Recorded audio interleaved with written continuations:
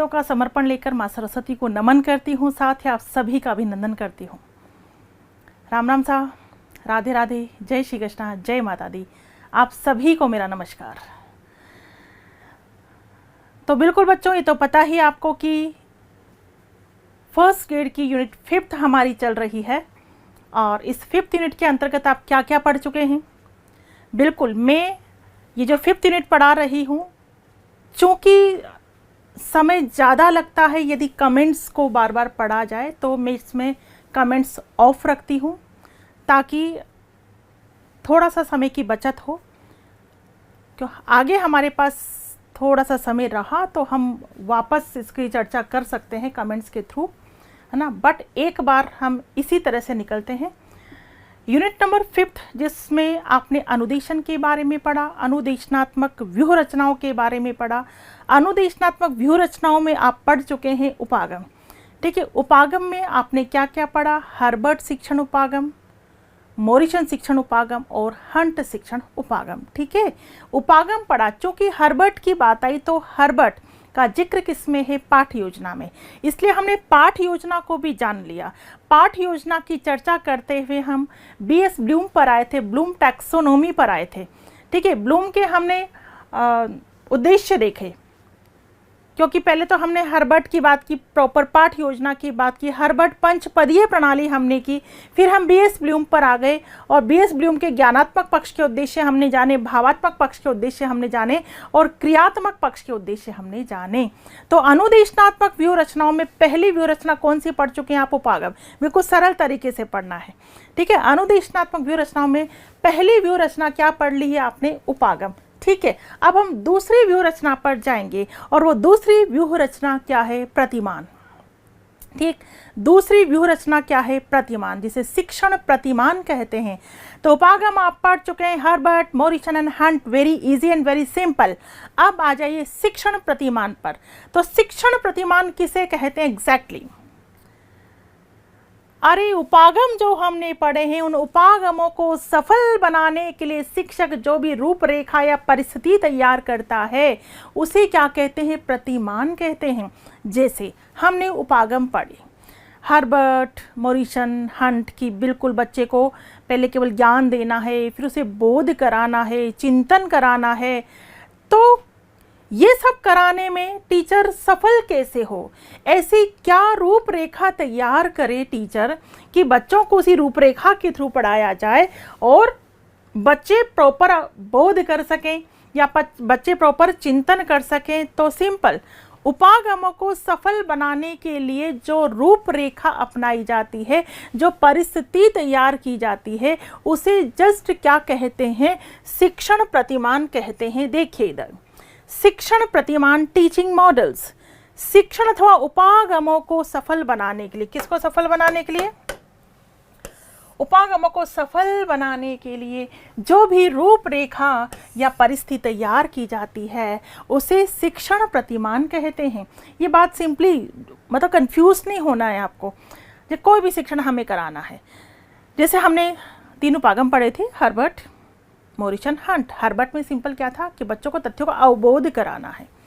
Proper तरीके से बच्चों का तथ्यों का अवबोध कराने के लिए हम जो भी रूपरेखा या परिस्थिति तैयार करेंगे उसे जस्ट क्या कहते हैं? शिक्षण प्रतिमान कहते हैं। शिक्षण प्रतिमान के द्वारा सीखने की उपलब्धि संभव है। अगर हम प्रतिमानों के द्वारा, प्रॉपर एक रूपरेखा के द्वारा, प्रॉपर एक परिस्थिति के द्वारा यदि बच्चों को समझाएंगे, सिखाएंगे तो सीखने की उपलब्धि बिल्कुल संभव है। अतः ये छात्रों के व्यवहार परिवर्तन में सहायक है। सीधी सी बात है, बच्चा सीखेगा तो उसके व्यवहार में भी क्या आएगा? परिवर्तन आएगा। तो व्यवहार परिवर्तन में सहायक है। तो इनका स्वरूप कैसा हुआ? व्यावहारिक। शिक्षण प्रतिमान का स्वरूप कैसा होता है? व्यावहारिक होता है। क्या शिक्षण प्रतिमानों के द्वारा सीखने की उपलब्धि संभव है? तो बिल्कुल सीखने की उपलब्धि संभव है। क्या शिक्षण प्रतिमानों के द्वारा बच्चे के व्यवहार में परिवर्तन किया जा सकता है? बिल्कुल बच्चे के व्यवहार में परिवर्तन किया जा सकता है। ठीक है, ये जस्ट होते हैं क्या? शिक्षण प्रतिमान। अब देखिए आगे शिक्षण प्रतिमान की कुछ परिभाषाएं हम देख रहे हैं। जायसी तथा बील के अनुसार, जायसी और बील ने क्या परिभाषा दी है? शिक्षण प्रतिमान वे अनुदेशन प्रारूप हैं। अनुदेशन आप जानते हैं, कक्ष के अंतर्गत शिक्षक विषय वस्तु को छात्रों तक पहुंचाने के लिए जो क्रिया करता है उसे जस्ट क्या कहते हैं, अनुदेशन, हम पढ़ चुके हैं। तो शिक्षण प्रतिमान वे अनुदेशन प्रारूप हैं जो विशिष्ट उद्देश्यों की पूर्ति के लिए विशिष्ट परिस्थितियों का उल्लेख करते हैं। विशिष्ट उद्देश्यों की पूर्ति के लिए विशिष्ट परिस्थितियां, बिल्कुल, प्रतिमान क्या है, परिस्थितियां, विशिष्ट परिस्थितियों का उल्लेख करते हैं। ये जस्ट किसका कहना है, जायसी तथा बिल का। नेक्स्ट, एससी बिल ने क्या कहा है कि शिक्षण प्रतिमान आदर्शों के अनुसार, किसके अनुसार, आदर्शों के अनुसार व्यवहार को ढालने की प्रक्रिया है। व्यवहार में परिवर्तन की प्रक्रिया है, व्यवहार को ढालने की प्रक्रिया है। ये किसने कहा है, एच.सी. बील ने। ठीक है, एच.सी. बील ने क्या कहा है कि शिक्षण प्रतिमान आदर्शों के अनुसार व्यवहार को ढालने की प्रक्रिया है, एच.सी. बील। ठीक है, नेक्स्ट आप देखेंगे, next definition, Paul D again विशिष्ट अनुदेशनात्मक लक्ष्यों की प्राप्ति के लिए, विशिष्ट अनुदेशनात्मक लक्ष्यों की प्राप्ति के लिए निर्मित उपचारात्मक शिक्षण व्यूह रचना ही शिक्षण प्रतिमान है। उपचारात्मक शिक्षण व्यूह रचना ही शिक्षण प्रतिमान है। ये किसने कहा, पॉल डी ईगन ने। शिक्षण प्रतिमान को क्या कहा है, उपचारात्मक शिक्षण व्यूह रचना। ये किसने कहा है, पॉल डी ईगन ने। ठीक है, पहले आप एक बार और ये डेफिनेशन देख लो, सिंपल है। जायसी और बिल ने तो क्या कहा है कि शिक्षण प्रतिमान क्या, अनुदेशन प्रारूप है जो विशेष उद्देश्यों की प्राप्ति के लिए विशिष्ट परिस्थितियों का उल्लेख करते हैं। या अनुदेशन प्रारूप जो विशेष उद्देश्यों की प्राप्ति के लिए विशिष्ट परिस्थितियां, विशिष्ट शब्द ध्यान रखना, विशिष्ट उद्देश्यों की प्राप्ति के लिए विशिष्ट परिस्थितियां। ये बात किसने की है, जायसी तथा बिल ने। और ऐसी बील्ड क्या कहते हैं, ठीक है, बील्ड व्यवहार को बोल्ड बनाने की बात करते हैं। कैसे भी आप जो है ना कनेक्शन बैठा लिया करो। ठीक है, व्यवहार को ढालने की बात करते हैं, किसके अनुसार, आदर्शों के अनुसार व्यवहार को ढालने की बात करते हैं। जबकि पॉल डी ईगन किसकी बात करते हैं कि विशिष्ट अनुदेशनात्मक लक्ष्यों की प्राप्ति के लिए निर्मित उपचारात्मक शिक्षण व्यूह रचना ही शिक्षण प्रतिमान है। ठीक है, उपचारात्मक शिक्षण व्यूह रचना ही शिक्षण प्रतिमान है। ये किसने कहा है, पॉल डी ईगन ने कहा है। ठीक है, तो इतनी आपको यहाँ तक बात समझ में आ गई होगी कि क्या है शिक्षण प्रतिमान। व्यवहार में परिवर्तन की क्रिया शिक्षण प्रतिमान है। ठीक है, विशिष्ट परिस्थितियां क्रिएट करना शिक्षण प्रतिमान है, रूपरेखा बनाना शिक्षण प्रतिमान है। या उपचारात्मक शिक्षण व्यूह रचना को क्या कहा है, उपचारात्मक शिक्षण व्यूह रचना को क्या कहा है, शिक्षण प्रतिमान कहा है। क्लियर। आगे आप देखेंगे शिक्षण प्रतिमान के तत्व। बिल्कुल यहाँ से प्रश्न बनता है, बन चुके हैं प्रश्न, वेरी इंपॉर्टेंट है तत्व। तत्व देखो, सबसे पहले तो तत्वों के नाम आपको याद रखने हैं, क्योंकि पूछ लिया जाता है कौन सा तत्व है कौन सा नहीं है। तो शिक्षण प्रतिमान के तत्वों में पहला है उद्देश्य कह दो, लक्ष्य कह दो, किरण केंद्र कह दो, एक ही बात है। इंग्लिश में क्या कहेंगे, फोकस कहेंगे। ठीक है, लक्ष्य उद्देश्य प्रत्येक शिक्षण प्रतिमान के केंद्र बिंदु होते हैं। कोई भी शिक्षण प्रतिमान बनाया जाता है तो उसका सबसे पहले तो क्या निर्धारित किया जाता है, लक्ष्य कह दो या उद्देश्य निर्धारित किया जाता है। ठीक, नंबर 2 क्या है, संरचना। संरचना जिसे इंग्लिश में कहेंगे सिंटैक्स। अब इसमें क्या होता है, इसके अंतर्गत शिक्षण की क्रियाओं को व्यवस्थित व क्रमबद्ध किया जाता है कि हमें कैसे प्रस्तुत करना है, हमें किस क्रम में बच्चों को पढ़ाना है। तो शिक्षण की क्रियाओं को व्यवस्थित व क्रमबद्ध किया जाता है। यह विषय वस्तु के प्रस्तुतिकरण से संबंधित है कि प्रस्तुत कैसे करना है, प्रस्तुतिकरण से संबंधित है जिसके द्वारा बालक के व्यवहार में परिवर्तन लाया जा सकता है। बिल्कुल, क्योंकि सबसे मेन बात है, आपको पता है प्रस्तुतिकरण जितना स्ट्रॉन्ग होगा, कई बार मान लीजिए कि टीचर को बहुत अच्छी नॉलेज है, ठीक है, कोई काम नहीं करेगी नॉलेज यदि टीचर को प्रस्तुतिकरण करने का तरीका नहीं आता।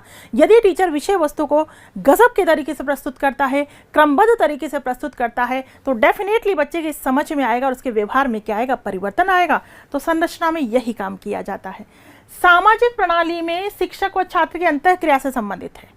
ठीक है, कि जो भी रूपरेखा हमने बनाई है, क्या उसमें शिक्षक और छात्र की अंतःक्रिया हो पा रही है, या केवल शिक्षक अधिक सक्रिय है, या केवल छात्र अधिक सक्रिय है। तो शिक्षक व छात्र के अंतःक्रिया की बात की जाती है किसमें, शिक्षण प्रणाली में। नंबर 4 देखिए, नंबर 4 क्या है, सहायक प्रणाली। सहायक प्रणाली क्या बात करता है, इसमें शिक्षण की सफलता के संबंध में निर्णय लिया जाता है, ठीक है, कि हम किस चीज़ का सपोर्ट लें, ठीक है, सपोर्ट सिस्टम, किस चीज़ का सपोर्ट लें कि बच्चों के उचित प्रकार से समझ में आए, हमारा शिक्षण सफल हो पाए, किस चीज़ का सपोर्ट लें हम, ठीक है, कोई सहायक सामग्री का सपोर्ट लें, कोई व्याख्यान का सपोर्ट लें, तो इसमें वो बात की जाती है। और अंत में है मूल्यांकन, जिसे हम आधार व्यवस्था भी कहते हैं। इसके अंतर्गत शिक्षण के उद्देश्य की सफलता को जांचा जाता है तथा ये देखा जाता है कि शिक्षण के उद्देश्य प्राप्त हुए या नहीं हुए। वापस से ध्यान दें, शिक्षण प्रतिमान के तत्व की बात आए, आप 5 तत्व ध्यान रखेंगे। नंबर 1 उद्देश्य या लक्ष्य, नंबर 2 संरचना, नंबर 3 सामाजिक प्रणाली, नंबर 4 सहायक प्रणाली, नंबर 5 मूल्यांकन। सबसे पहले तो बिल्कुल हर्बर्ट शिक्षण उपागम से गुजर जाओ कि ऐसे कैसा याद कर लो। हर्बर्ट में तथ्यों का ऐसा कैसा ज्ञान कराया जाता है, बच्चा स्मरण कर लेता, तो चलो कर लो स्मरण। बताओ, नंबर 1 उद्देश्य कह दो, लक्ष्य कह दो, ठीक है, नंबर 2 संरचना कह दो, नंबर 3 सामाजिक प्रणाली, नंबर 4 सहायक प्रणाली और नंबर 5 मूल्यांकन, ठीक है। नंबर 5 क्या है, मूल्यांकन, ठीक है। उद्देश्य में उद्देश्य होते हैं, ठीक है, कि आज का हमारा उद्देश्य क्या है।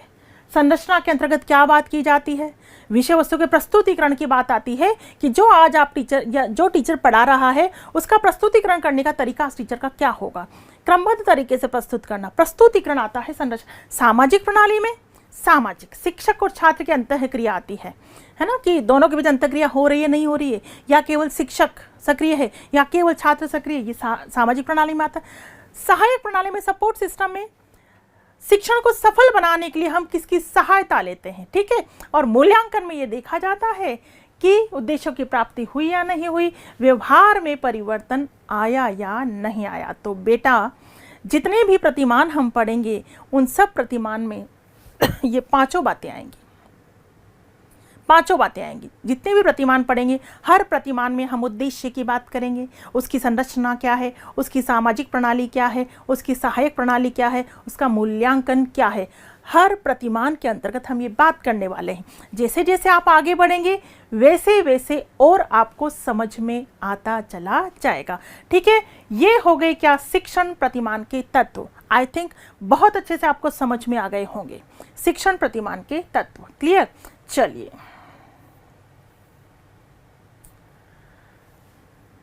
अब आ जाते हैं हम शिक्षण प्रतिमान के प्रकार पर। प्रकार में देखो, नंबर 1 ऐतिहासिक शिक्षण प्रतिमान, नंबर 2 दार्शनिक शिक्षण प्रतिमान, नंबर 3 मनोवैज्ञानिक शिक्षण प्रतिमान और नंबर 4 आधुनिक शिक्षण प्रतिमान। ठीक, ऐतिहासिक शिक्षण प्रतिमान, दार्शनिक शिक्षण प्रतिमान, मनोवैज्ञानिक शिक्षण प्रतिमान और आधुनिक शिक्षण प्रतिमान। हम यहाँ पर बात किसकी करेंगे, आधुनिक की। किसकी बात करेंगे, आधुनिक की। हमें पढ़ना है अकॉर्डिंग टू योर सिलेबस, ठीक है। तो ऐतिहासिक शिक्षण प्रतिमान, दार्शनिक शिक्षक प्रतिमान, मनोवैज्ञानिक शिक्षण प्रतिमान और आधुनिक शिक्षण प्रतिमान की बात करेंगे। और आधुनिक शिक्षण प्रतिमान की यदि हम बात करें तो देखिए इधर, ब्रूसी जॉयस तथा मार्शवेल ने अपनी पुस्तक मॉडल ऑफ टीचिंग शिक्षण के प्रतिमान के अंतर्गत आधुनिक शिक्षण, मैंने कहा ना हम आधुनिक शिक्षण प्रतिमान की बात करेंगे।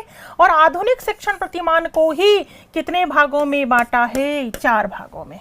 बात समझ में आ रही है।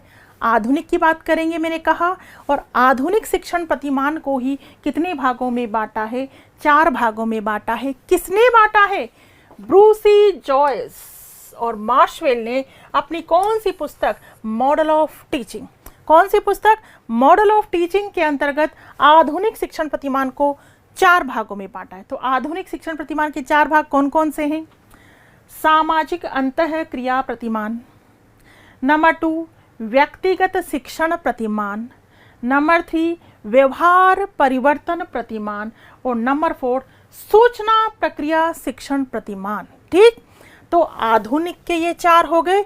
इन चारों में से भी हम चर्चा किसकी करेंगे? इसकी। इन चारों में से भी हम चर्चा किसकी करेंगे? इसकी। यहाँ तो सिंपल आपको ध्यान रखना है, आपसे पूछ लिया जाए कि व्यक्तिगत शिक्षण प्रतिमान कौन से प्रतिमान के अंतर्गत आता है, तो बेटा आधुनिक शिक्षण प्रतिमान के अंतर्गत आता है, क्योंकि आधुनिक के कितने बताए हैं? 4। अब इन चारों में से भी हम बात किसकी करेंगे? इसकी बात करेंगे, सूचना प्रक्रिया शिक्षण प्रतिमान। ठीक है, वापस से देखो, कंफ्यूजन वाली कहीं कोई दूर दूर तक बात नहीं है। देखो, शिक्षण प्रतिमान के प्रकार पढ़ रहे हैं हम। प्रकार कितने हैं बेटा? 4 प्रकार है। नंबर 1 ऐतिहासिक शिक्षण प्रतिमान, नंबर 2 दार्शनिक शिक्षण प्रतिमान, नंबर 3 मनोवैज्ञानिक शिक्षण प्रतिमान, नंबर 4 आधुनिक। अब हम आधुनिक की बात करेंगे तो आधुनिक को भी कितने भागों में बांटा है? 4। किसने बांटा है? ब्रूसी, जॉयस और मार्शवेल ने अपनी कौन सी पुस्तक में? मॉडल ऑफ टीचिंग में आधुनिक शिक्षण प्रतिमान को कितने भागों में बांटा बेटा? 4। सामाजिक अंतःक्रिया प्रतिमान, व्यक्तिगत शिक्षण प्रतिमान, व्यवहार परिवर्तन प्रतिमान और सूचना प्रक्रिया शिक्षण प्रतिमान। तो यहाँ हम किसकी बात करेंगे? सूचना प्रक्रिया शिक्षण प्रतिमान की बात करेंगे। ये आ गया अपना सूचना प्रक्रिया शिक्षण प्रतिमान। ठीक है, सूचना प्रक्रिया शिक्षण प्रतिमान जो सबसे फेमस प्रतिमान है। हम जितने भी प्रतिमान पढ़ेंगे, जो भी प्रतिमान हमारे सिलेबस के अंतर्गत है, वो सारे प्रतिमान इसी के अंतर्गत आते हैं। इंफॉर्मेशन प्रोसेसिंग मॉडल के अंतर्गत आते हैं। सूचना प्रक्रिया प्रतिमान के अंतर्गत ही वो सारे प्रतिमान आएंगे जो भी हम पढ़ने वाले हैं।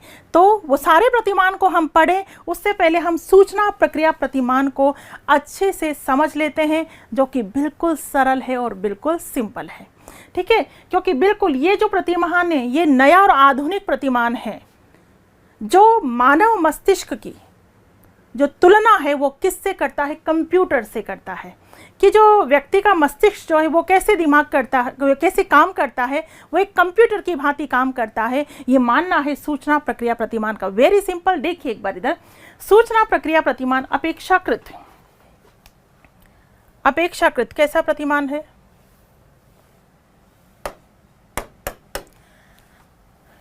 नया और आधुनिक प्रतिमान है। सिंपल। सूचना प्रक्रिया प्रतिमान एक नया और आधुनिक प्रतिमान है जो बालक के संज्ञानात्मक विकास की व्याख्या, इस पक्ष की व्याख्या, मानसिक पक्ष की व्याख्या, संज्ञानात्मक विकास की व्याख्या कंप्यूटर प्रणाली के आधार पर करता है। किस आधार पर करता है? कंप्यूटर प्रणाली के आधार पर करता है। सूचना प्रक्रिया प्रतिमान का केंद्रित तथ्य क्या है? कि बालक का मस्तिष्क आधुनिक कंप्यूटर की भांति काम करता है। ठीक है, जो सूचना प्रक्रिया प्रतिमान है उसका केंद्रित तथ्य क्या है? कि बालक का जो मस्तिष्क है वो आधुनिक कंप्यूटर की भांति काम करता है। अरे बालक का मस्तिष्क किसकी तरह काम करता है? कंप्यूटर की भांति काम करता है। कंप्यूटर में जो भी सूचना डाली जाती है वो कहाँ चली जाती है? उसकी मेमोरी में चली जाती है। बेटा सूचना कहाँ जाती है? सूचना मेमोरी में चली जाती है। मेमोरी कंप्यूटर के अंदर सूचना भंडारण की एक प्रणाली है। मेमोरी कंप्यूटर के अंदर क्या है? सूचना भंडारण की प्रणाली है, जिसमें सारी सूचनाएं एकत्र होकर सुरक्षित पड़ी रहती है, और जब उन सूचनाओं का प्रयोग करना होता है तो उन्हें बाहर निकाल लिया जाता है। ये कंप्यूटर की बात बताई है। कंप्यूटर में क्या होता है? कंप्यूटर में जो भी सूचना डाली जाती है वो उसकी मेमोरी में चली जाती है। मेमोरी क्या है? सूचना भंडारण की एक प्रणाली है। सूचना भंडारण की एक प्रणाली है जिसमें सारी सूचना एकत्रित पड़ी रहती हैं। अरे बेटा हमारा अचेतन मन है मेमोरी। हम इंसान की बात करें तो हमारे पास मेमोरी क्या है? अचेतन मन। यहाँ से याद करते हैं और सेव करते हैं अचेतन मन में, यहाँ से याद करते हैं, सेव करते हैं अचेतन मन में। इसी तरह कंप्यूटर में सूचनाएं डाली जाती हैं जो उसकी मेमोरी में सेव हो जाती हैं। कंप्यूटर में सूचनाएं डाली जाती हैं जो उसकी मेमोरी में सेव हो जाती हैं। मेमोरी क्या है? सूचना भंडारण की एक प्रणाली है जिसमें सारी सूचना एकत्रित रहती है और आवश्यकता पड़ने पर उसे बाहर निकाल लिया जाता है। यस, हम भी तो ऐसे ही हैं। सूचनाएं डाली जाती, यहाँ से एंटर होती है और अचेतन मन में सेव हो जाती है। आवश्यकता पड़ती है तब हम अचेतन मन से उन सूचनाओं को बाहर निकालते हैं और अभिव्यक्त कर देते हैं। यही तो होता है। देखो यही कहा इसमें, देखिए इधर, कंप्यूटर की ही भांति मनुष्य भी वातावरण से सूचनाएं ग्रहण करता है जो उसके अचेतन मन में, कौन से मन में, कौन से मन में, अचेतन मन में सुरक्षित रहती हैं। आवश्यकता पड़ने पर व्यक्ति उन संचित सूचनाओं का क्या करता है, प्रत्यास्मरण और पहचान करता है, पुनः स्मरण करता है, प्रत्यास्मरण पहचान करता है। और इस प्रक्रिया में अवधान और स्मरण, अवधान और स्मरण की महत्वपूर्ण भूमिका होती है भाई। जितना अच्छे से आपने अवधान किया है, ध्यान केंद्रित किया है, उतना अच्छा क्या कर पाओगे, स्मरण, और उतना अच्छा सेव रहेगा कहाँ, चेतन मन में। आवश्यकता पड़ने पर उनका क्या कर सकते हो, प्रत्यास्मरण कर सकते हो, पहचान कर सकते हो।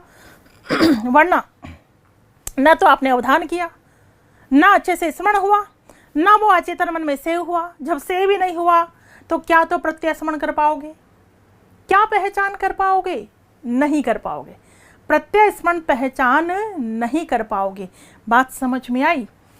तो यह प्रतिमान बालकों द्वारा परिवेश से सूचनाएं ग्रहण करने में किन किन कारकों की भूमिका बताता है। देखिए, पहले तो यहां तक बात समझ में आ गई, वापस सुन लो। सूचना प्रक्रिया प्रतिमान पढ़ने जा रहे हैं जो एक नया और आधुनिक प्रतिमान है, और यह प्रतिमान मानव के संज्ञानात्मक पक्ष की व्याख्या किस आधार पर करता है, कंप्यूटर प्रणाली के आधार पर। ठीक है, ये क्या कहता है ये प्रतिमान कि बालक का मस्तिष्क कंप्यूटर की भांति काम करता है। हमारा मस्तिष्क कंप्यूटर की भांति काम करता है। कैसे? कंप्यूटर में जो सूचना डाली जाती है वो मेमोरी में चली जाती है। मेमोरी क्या है? सूचना भंडारण की एक प्रणाली है जिसमें सारी सूचनाएं सुरक्षित रहती है। आवश्यकता पड़ने पर उन्हें बाहर निकाल लिया जाता है। मनुष्य भी क्या करता है, वातावरण से सूचनाएं ग्रहण करता है। आप भी तो वातावरण से सूचनाएं ग्रहण कर रहे हो, अभी मुझसे पढ़ रहे हो, मैं सूचना दे रही हूँ और आप ग्रहण कर रहे हो, मैं सूचना दे रही हूँ और आप ग्रहण कर रहे हो। तो मनुष्य क्या करता है, वातावरण से सूचनाएं ग्रहण करता है जो उसके अचेतन मन में सेव रहती है, और समय आने पर हम उसका प्रत्यास्मरण और पहचान करते हैं। और इसमें मुख्य भूमिका किसकी रहेगी, अवधान और स्मरण की। जितना अच्छे से अवधान किया है, जितना अच्छे से स्मरण किया है, उतना अच्छे से अचेतन मन में सेव रहेगा और हमें तुरंत याद आ जाएगा।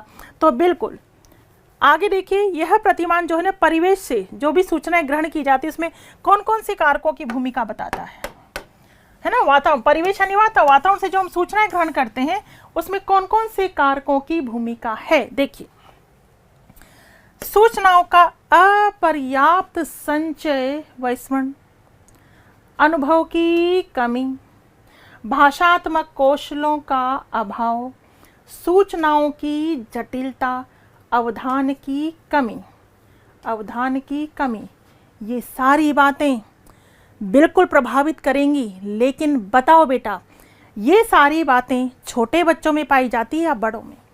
सूचनाओं का अपर्याप्त संचय और स्मरण, पूरी तरह से स्मरण नहीं कर पाते हैं, पूरी तरह से संचय नहीं कर पाते हैं, कौन से बालक? छोटे बालक। अनुभव की कमी कौन से बच्चों में पाई जाती है? छोटे बच्चों में अनुभव की कमी पाई जाती है। भाषात्मक कौशलों का क्या पाया जाता है? अभाव ना, भाषात्मक कौशल पूरी तरह से विकसित नहीं हो पाते हैं, बड़ों के छोटों के, छोटों के। सूचनाओं की जटिलता, सूचनाएं बड़ी जटिल लगती हैं छोटे बच्चों को। अवधान की कमी पाई जाती है कौन से बालकों में? छोटे बालकों में। वो प्रॉपर अटेंशन नहीं कर पाते हैं, प्रॉपर अवधान नहीं कर पाते हैं। तो यदि इनकी कमी रहेगी तो क्या सूचनाएं प्रॉपर तरीके से ग्रहण होगी? नहीं होगी। और यदि किसी बड़े में भी ऐसी कमी पाई जाती है तो क्या आप सूचनाएं ग्रहण कर पाओगे? आप प्रॉपर अवधान नहीं कर पा रहे हो, आपको कोई भी सूचनाएं जटिल लग रही है, तो क्या आप ग्रहण कर पाओगे? क्या आप वातावरण से सूचनाएं ग्रहण कर पाओगे? नहीं कर पाओगे। तो परिवेश से सूचनाएं ग्रहण करने में निम्न कारकों की भूमिका होती है। सूचनाओं का अपर्याप्त संचय और स्मरण, अनुभव की कमी, भाषात्मक कौशलों का अभाव, सूचनाओं की जटिलता और अवधान की कमी। ठीक है, तो ये सारी दशाएं छोटे बालकों में पाई जाएंगी या बड़े बालकों में? ये सारी दशाएं जो हैं छोटे बालकों में पाई जाती हैं। कौन से बालकों में? छोटे बालकों में पाई जाती हैं। ठीक है, ये सारी दशाएं छोटे बालकों में पाई जाती है। किंतु उम्र बढ़ने के साथ जैसे जैसे छोटा बच्चा बड़ा होता है ये कमियां दूर होने लगती हैं।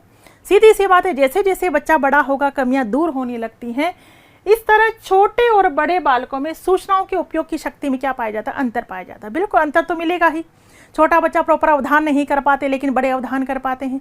छोटे बच्चों में भाषात्मक कौशलों का अभाव रहता है लेकिन बड़ों में ऐसा नहीं रहता है। छोटे बच्चों को सरल सूचनाएं भी जटिल लग सकती हैं लेकिन बड़ों में ऐसा नहीं है।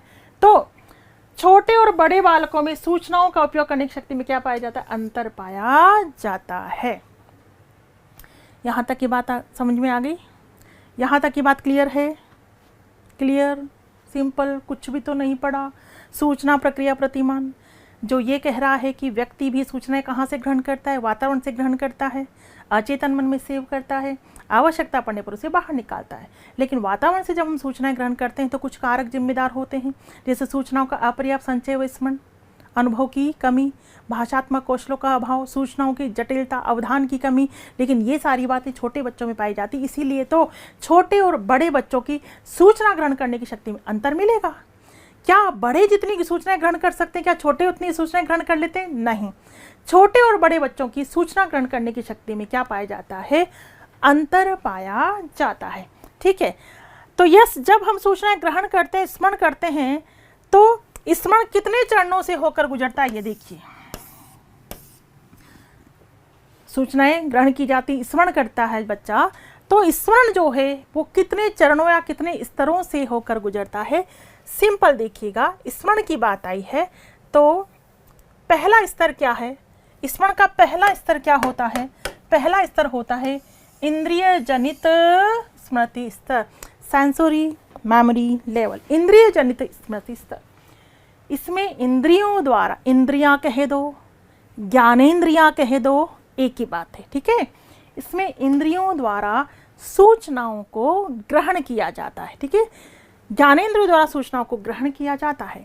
यह इंद्रियानुभूत सूचना हमारे स्नायु तंत्र में बहुत ही कम समय यानी मात्र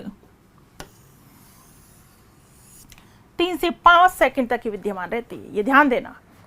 ठीक, जो इंद्रिय जनित स्मृति स्तर है यानी ज्ञानेंद्रियों के माध्यम से जो हम सूचना ग्रहण करते हैं, यह सूचना हमारे स्नायु तंत्र में बहुत कम समय के लिए रहती है, मात्र 3 से 5 सेकंड तक ही विद्यमान रहती है। सिंपल वे में ध्यान रखना। तो इंद्रिय जनित स्मृति स्तर के बाद नंबर 2 क्या है? अल्पकालीन स्मृति स्तर, शॉर्ट टर्म मेमोरी। अल्पकालीन स्मृति में सूचना को रखने की अवधि सामान्यतया 20 सेकंड।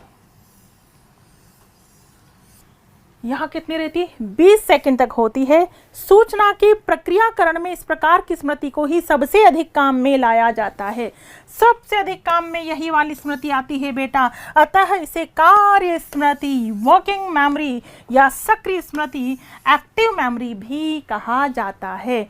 तो सबसे ज्यादा उपयोग में लाई जाने वाली स्मृति कौन सी है? अल्पकालीन स्मृति है और इसमें 20 सेकंड तक, ठीक है, इसको रखने की अवधि 20 सेकंड तक होती है और इसे हम कार्य स्मृति या सक्रिय स्मृति भी कहते हैं। और नंबर 3 दीर्घकालीन स्मृति, लॉन्ग टर्म मेमोरी। इसमें सूचनाओं को बहुत ही लंबे समय तक रखा जा सकता है, लंबे समय तक रखा जा सकता है। ठीक है, ये जैसे स्मरण वाली बात है कि स्मरण कितने स्तरों से होकर गुजरता है? इंद्रिय जनित स्मृति स्तर, अल्पकालीन स्मरण और दीर्घकालीन स्मरण। सिंपली ध्यान रखोगे तो ये कौन से प्रतिमान की बात हो रही थी? सूचना, प्रक्रिया, प्रतिमान। और सूचना, प्रक्रिया, प्रतिमान में बात करें तो इसमें कौन कौन से प्रतिमान आते हैं जो हमें पढ़ने हैं? सूचना, प्रक्रिया, प्रतिमान को हमने जान लिया। अब सूचना, प्रक्रिया, प्रतिमान के अंतर्गत कौन कौन से प्रतिमान हमें पढ़ने हैं? देखिए, आपके सिलेबस में हालांकि 3 प्रतिमान ही, लेकिन हम ये सारे पढ़ेंगे। यहां से प्रश्न बन जाते हैं। प्रगत संगठनात्मक प्रतिमान पढ़ेंगे, नंबर 2 प्रच्छा प्रशिक्षण प्रतिमान पढ़ेंगे, नंबर 3 सहकारी अधिगम प्रतिमान पढ़ेंगे, नंबर 4 निष्पत्ति, नंबर 5 आगमनात्मक, नंबर 6 जैविक विज्ञान प्रच्छा और नंबर 7 विकासात्मक प्रतिमान। इन सभी प्रतिमानों की हमें चर्चा करनी है। और कैसे करेंगे? प्रत्येक प्रतिमान के अंतर्गत हम कितने तत्वों की बात करेंगे? प्रत्येक प्रतिमान में ये पता ही है आपको, शिक्षण प्रतिमान के तत्व बता चुकी हूं। प्रत्येक प्रतिमान में कितने तत्वों की बात करेंगे?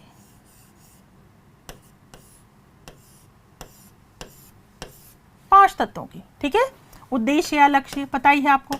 उद्देश्य की बात करेंगे, संरचना की बात करेंगे, सामाजिक प्रणाली की बात करेंगे, सहायक प्रणाली की बात करेंगे। किसकी बात करेंगे बेटा? सहायक प्रणाली की बात करेंगे। और फिर किसकी बात करेंगे? मूल्यांकन की बात करेंगे। ये हम पढ़ चुके हैं ना।